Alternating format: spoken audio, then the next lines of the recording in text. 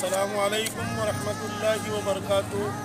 दोस्तों, इस वक्त मैं दिल्ली में हूँ और दिल्ली आप हजरात को पता है कि एक तारीख़ी सरजमीन है। यहाँ पर लाल किला है, इसी तरीके से जामा मस्जिद है, ईमानियों का मकबरा है और कई बुजुर्गान दिन यहाँ आराम कर रहे हैं।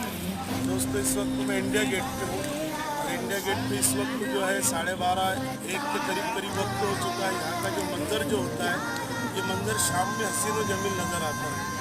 तो मैं चाहता था कि मेरे दोस्तों को भी मैं दिल्ली के इंडिया गेट के का दीदार कराऊँ।